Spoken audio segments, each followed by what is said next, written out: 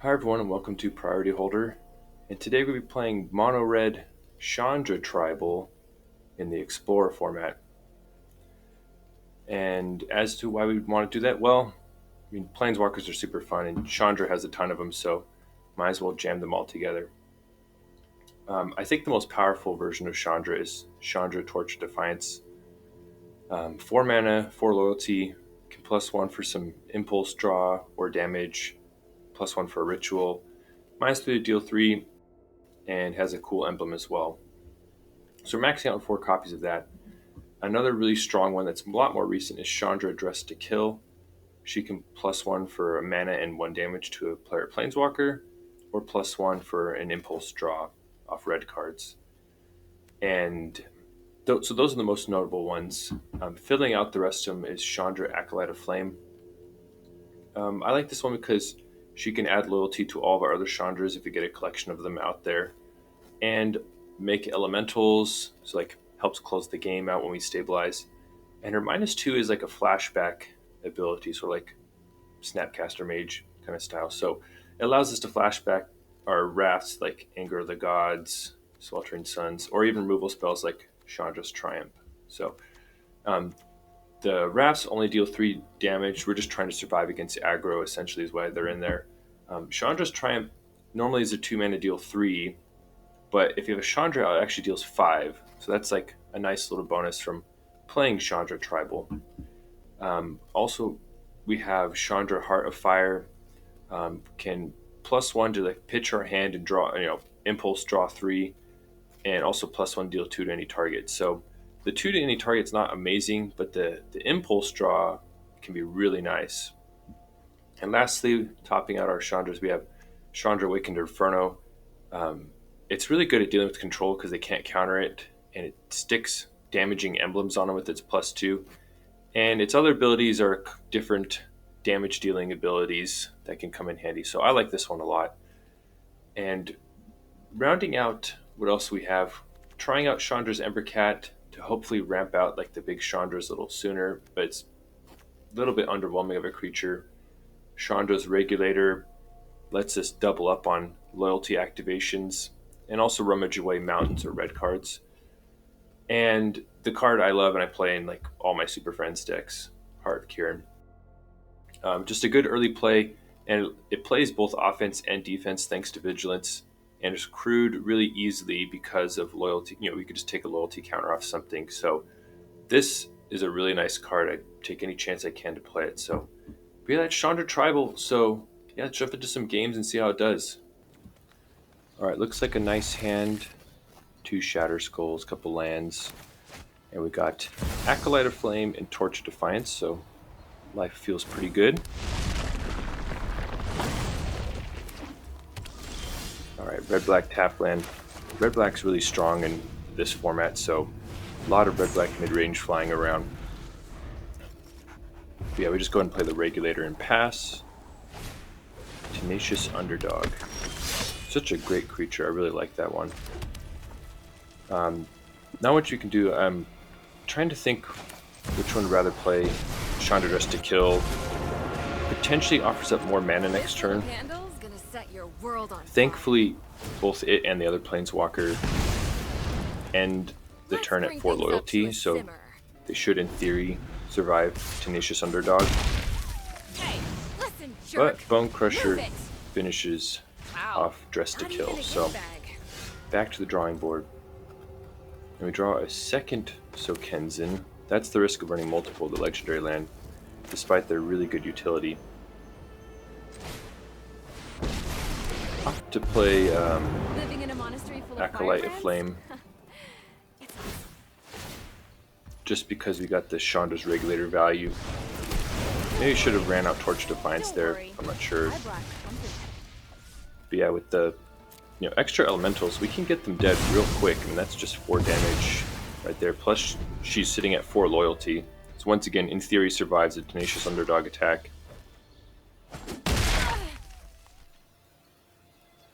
And you see the opponent hovering, and they have another Bone Crusher. So 2 Chandras down, and they still have Tenacious Underdog in play.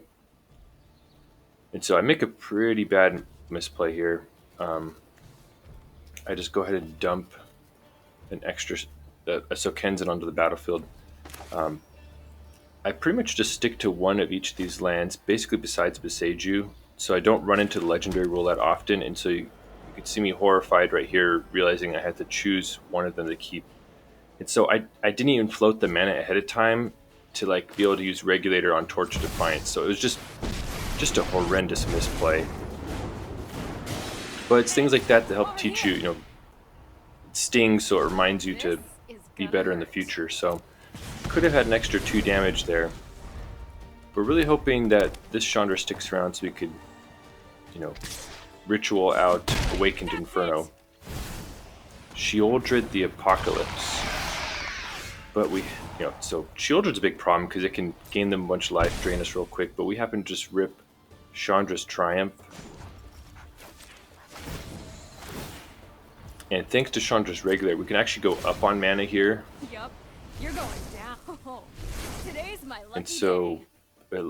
if we bolt in the Shatterskull, we can actually play Big Chandra, Awakened Inferno, And no one is telling me what to do. and Chandra's Triumph.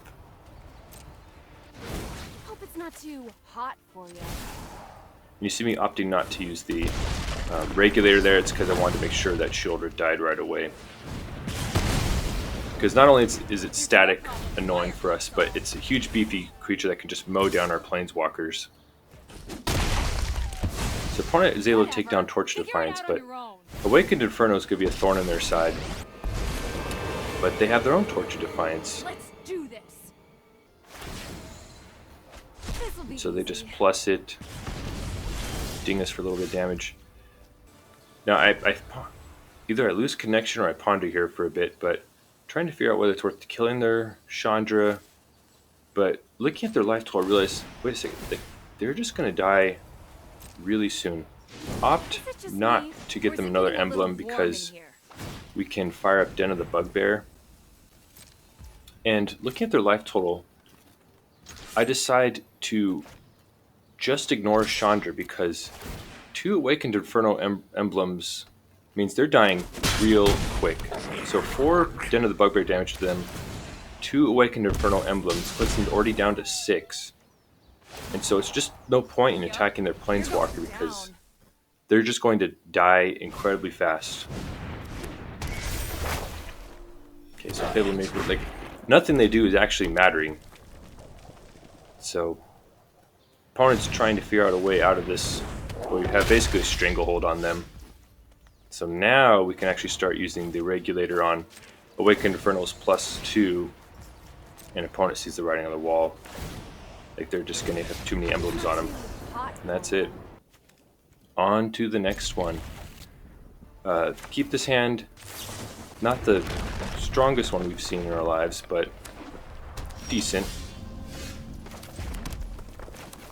Opponent opens with World Tree, so that lets you know there's some shenanigans going on the other side. We play the powerhouse Chandras Firecat, or Embercat. Exactly what opponent was expecting us to play, I'm assuming. Our hand lines up sort of awkwardly right now. We don't have any of our 4 mana value or less Chandras, so we're Elemental Cat Tribal at the moment.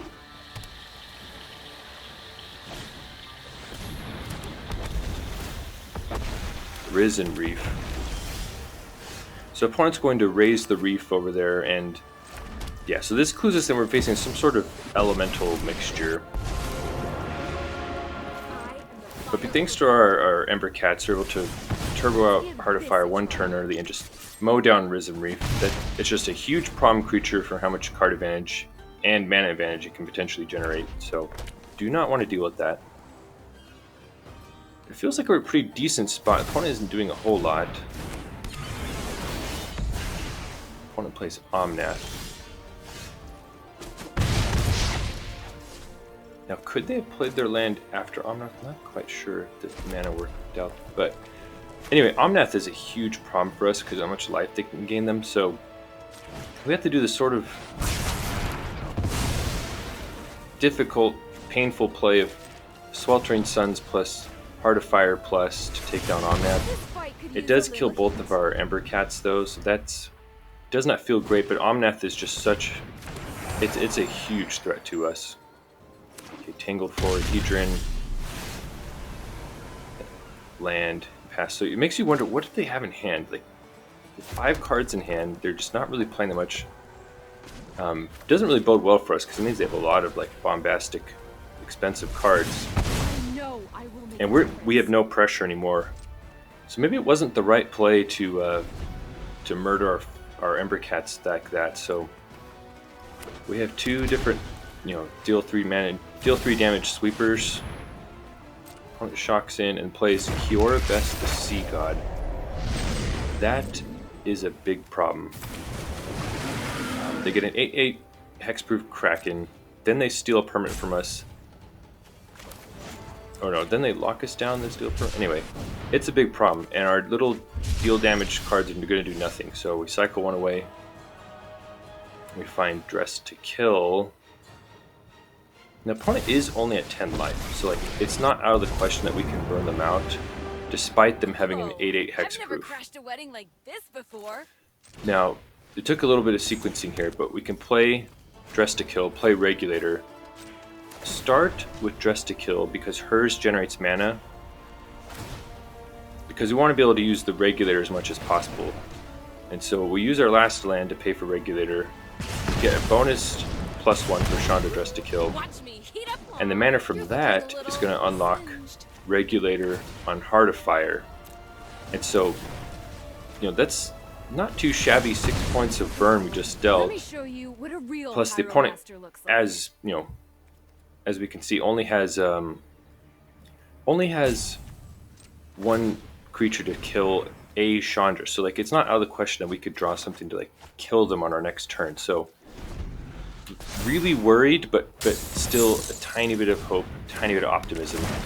And then it just all starts crashing to the ground, starting with Great Henge, which is, besides all of its other abilities, going to gain them 2 life. Try to stop that anytime. Opponent just massacres, or no, not massacre, takes down a Chandra to low loyalty, fires off Genesis Ultimatum, We will prevail.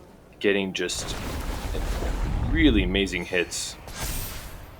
And so they're gaining extra life, drawing extra cards, getting extra count. Like, they just completely reversaled us right here. And as if that wasn't bad enough,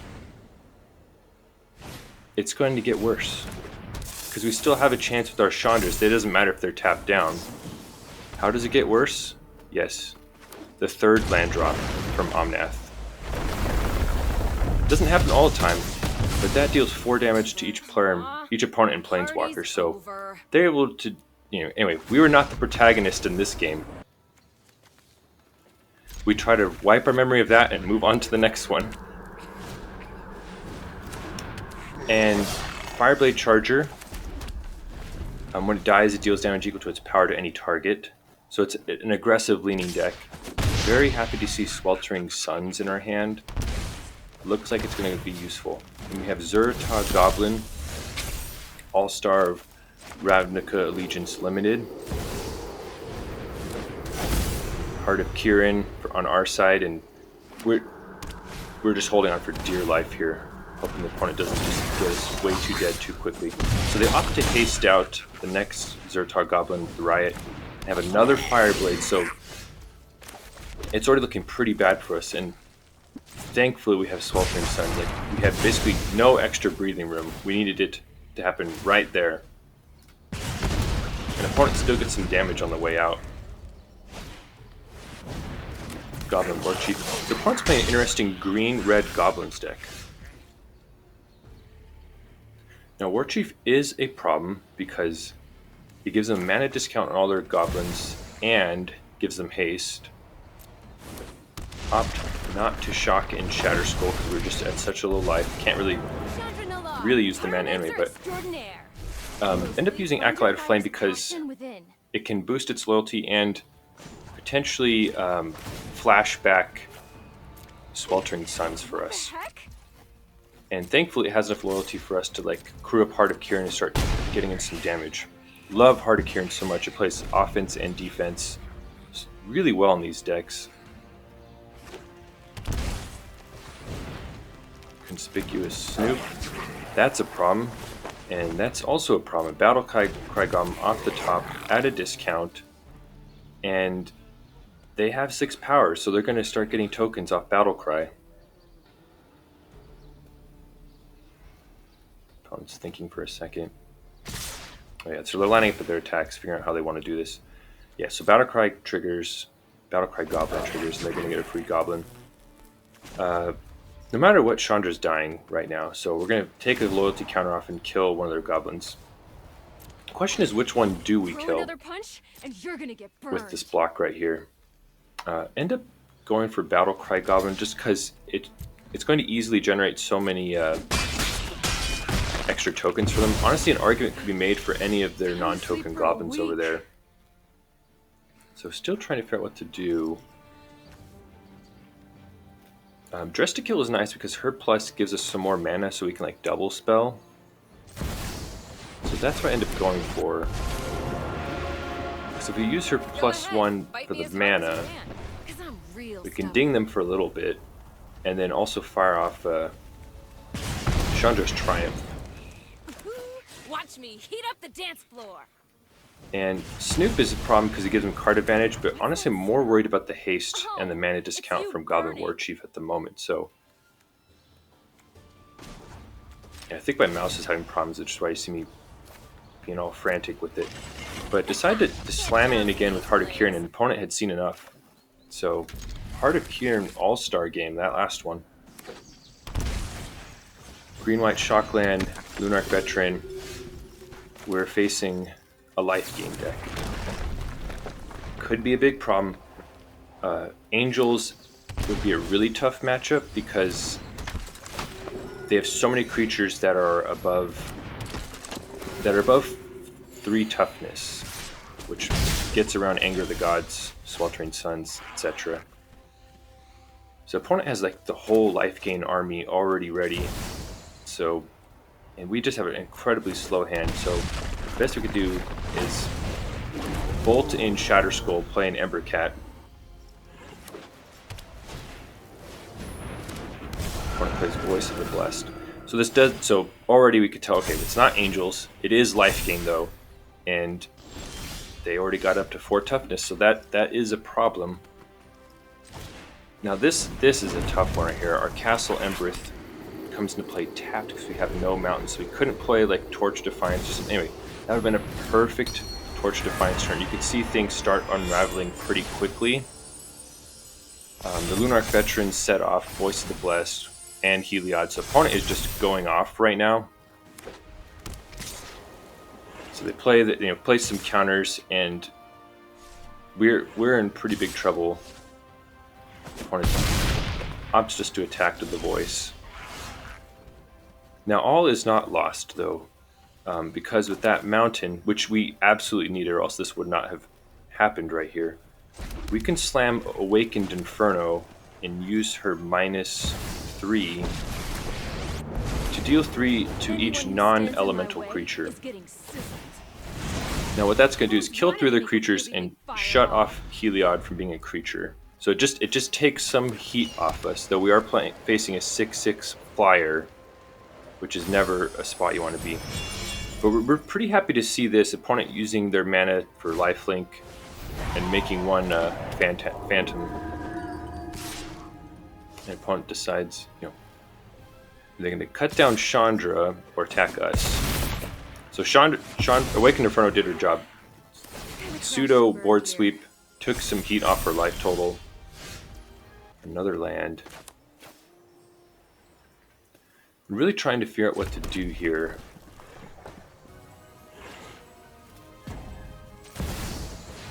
So open with Chandra Dress to Kill, because she can add some mana. And so this damage is not going to matter. Hold on, the grand scheme of things. Aw, you're looking a little... We play Torch Defiance. And go ahead and minus her. We're gonna be taking way too much damage, so we gotta take down one of the flyers. So opt to do it that way and take down the 2/2 flyer, but we're still in big trouble. Collected Company,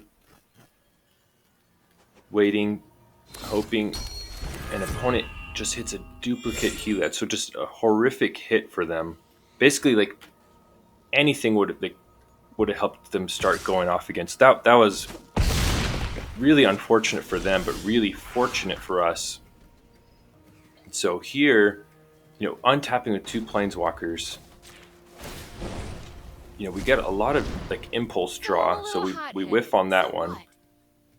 Trying to figure out what to do. We have a 7/7 to deal with, which just we're gonna have to burn it down somehow.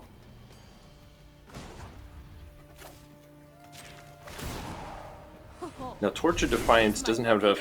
The one we have out doesn't have enough to just -4. I'm trying to figure out the sequencing here to actually make this work. So we basically priced into playing our extra Torch of Defiance. What? My hair is on fire? So the one we had originally out was just a ritual. So now we can -4 on the voice. See ya. And then have exactly enough mana left to play Awakened Inferno.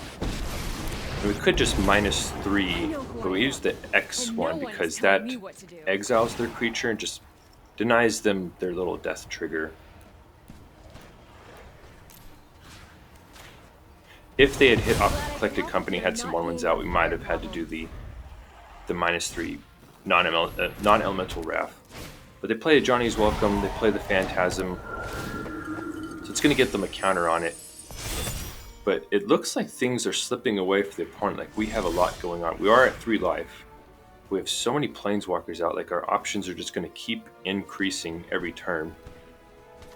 And Heliod's nowhere near having enough loyalty to do anything to us. So we impulse draw again. An incredible hit. We hit Chandra's Triumph. Exactly what we needed. Just a clean removal spell just to take down the creature. That way we can just use the offensive modes of our other Chandras. So very happy to see that. And yeah, now it's time to start stacking Awakened Inferno emblems on the opponent. Looks like someone's getting a little And fire off the impulse draw of Chandra Torch of Defiance. Yup, you're going down. Don't think we want to Sweltering Suns away our cats.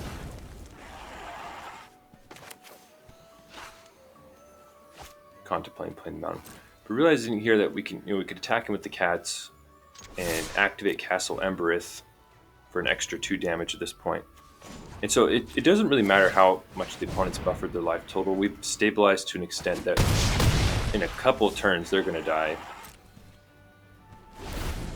So opponent has 1 Awakened Inferno emblem on them. They fall to 20. Resplendent Angel. That's not nothing. They're not getting enough life now to get the bonus angels. But pretty soon they'll be able to use its natural pump ability. So we're going to have to deal with that to keep on living. But wow, we impulse draw into another Chandra's Triumph, which is absolutely perfect right now. Now I was fearing like some sort of protection spell right there, but nope, it managed to work. Fire off Torch of Defiance's impulse draw. This'll be easy.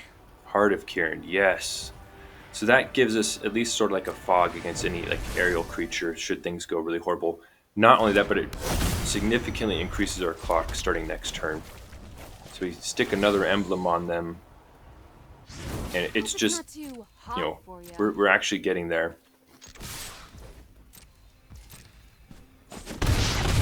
With Embercats and Chandras, the way we drew it up. So the Awakened Inferno emblems hit them again. And opponent's waiting to see what they draw. And it's a land. And we got there. Boy, that last game, it really felt like we were going to lose that one. So that was a really nice win.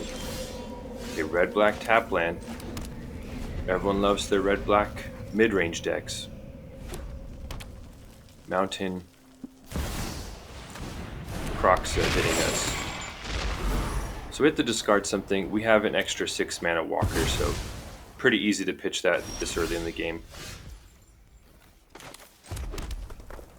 So our hand's looking pretty clunky, but we just play the Regulator and hope for the best. Opponent plays Mountain, hits us with Thoughtseize. Then they go ahead and take Dress to kill. And play Robber the Witch. This is a card I've battled for quite a long time now. It's very strong with its potential card advantage that it can offer. So not a lot to do. Really wish we had an extra mana for Regulator, but just let me burn. decided to just start hitting with the elementals. Maybe should have gone for a little more loyalty. Not sure.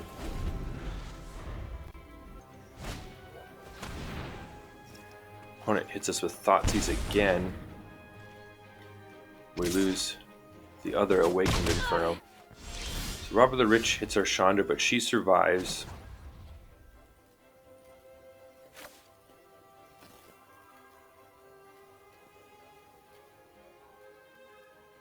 I'm trying to figure out what to do here. You know, do we make loyalty counters? Do we make elementals? I'm trying. You know, elementals will mean that she will die to the robber. Actually, no, we ended up killing the robber. Yeah, I probably should just made elementals there. I'm not sure what I was thinking.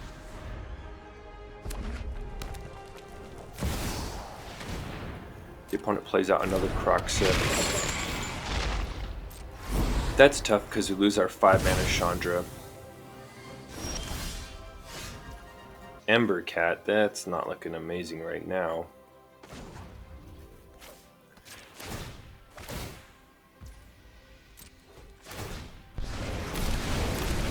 Go get him. Don't worry.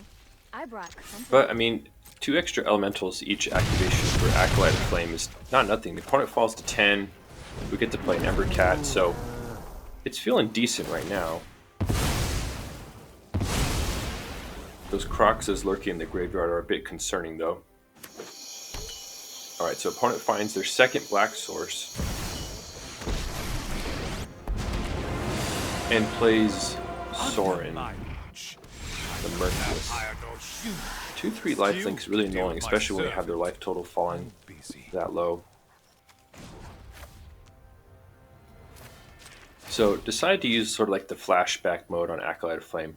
Was really wishing there was a second spell in there, because then we could have regulated and targeted another spell and taken down both creature and planeswalker. So unfortunately we only get one for our money. We would have had to still pay the mana for both, but that would have been an incredible card advantage play from us. But we end up taking down the token and attacking down Sorin. However, that gave the opponent the necessary card to start escaping Croxa. Though they opt instead for a Bone Crusher. We'll play a Graveyard Trespasser. And losing Chandra there feels pretty tough, especially to like Bone Crusher right there. It's a pretty rough for us, and it feels like the game is slipping away. So I go ahead and attack with everything, knowing that, you know, it's really nice for us to keep Den around and we can chip in for some damage. However, we didn't cast any spells, and so the Trespasser flips. So now the opponent has Croxa and a flip Trespasser, and basically all the damage we did doesn't even matter because they're going to gain it back in chunks of 2 life, or chunks of 1 life, it looks like. So, and another Embercat. So this is where things are just looking not great. But we have Regulator, we can pitch it to see what we get. Chandra Dress to kill, which is good, but it looks incredibly weak against what we're facing right now. Now it's hard to tell if there's like a drastic misplay that led to our downfall, or opponent just had like really good cards and card advantage throughout. So there may not have been a way for us to navigate through this one when it came down to it. Think of something good. We sort of just ran out of gas and drew like our underpowered cards at the really wrong time. So yeah, this game's over. Bone Crusher, Blood Type Harvester joined the party. And you just see the full glory of red-black mid-range. Very strong. At this point, we're just holding on for quest's sake. See if we get to cast something on our next turn. But with the chump, Croxa. The reason I didn't give up is because there's some world maybe we can stitch together enough burn on this turn. But Chandra's Triumph's not going to do it. So go ahead and try and draw one more just to see what we find. And opt to pay to try and get 2 chances at it. This is a fun idea. And yeah, So I'm a little not going to get there. So what?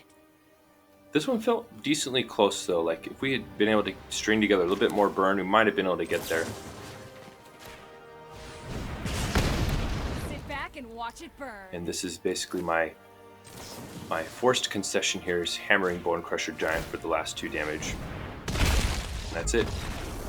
Okay, so that is Mono Red Chandra Tribal. And in that block of games, we ended up going 3-2. Had some pretty nice wins, though deck definitely showed some vulnerabilities. And for full disclosure, I tried chasing that high of winning games and lost 2 more promptly after this. So there's definitely some more work to do. And honestly, Chandra's Embercat just felt very underwhelming. Like it's horrible drawing that in the late game. Not quite sure if that's... Anyway, I have some ideas for a different direction, so we'll definitely revisit this concept. Really liked Heart of Kiran. Really liked Chandra Dressed to Kill, Torch of Defiance, Awakened Inferno. The ones I already knew I was going to like those a lot. But yeah, I think there's definitely potential here. It will always be soft to certain archetypes. You can't like really cover them all, but there's just a lot of fun to be had. You can use Chandra's Regulator to get a bunch of extra loyalty activations and stuff. So it's really fun. But yeah, let me know in the comments, what's your favorite Chandra Planeswalker? Anyway, thank you for watching. Have a wonderful day.